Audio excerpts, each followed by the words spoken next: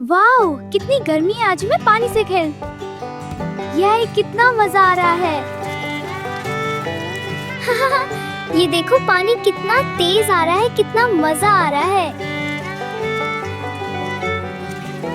आयजा बेटा, ये क्या कर रही हो? पानी जाया क्यों कर रही हो? अम्मी पानी तो बहुत है, क्या फर्क पड़ता है? बेटा, हरा पानी इतनी आसानी से नहीं मिलता। कुछ लोग एक बूंद के लिए भी तरसते हैं। सच अम्मी, ऐसा भी होता है?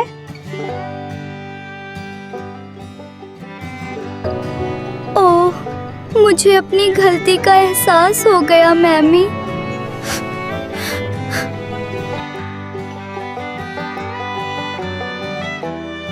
मैं दोबारा कभी पानी ज़या नहीं करूंगी।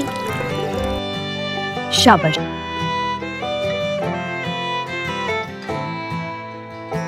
दोस्तों, हमें पानी बचाना चाहिए। ये अल्लाह की बहुत बड़ी नेमत है।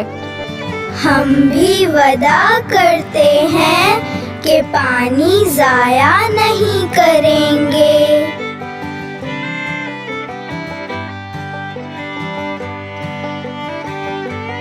ओह, ये छोटा सा परिंदा प्यासा है।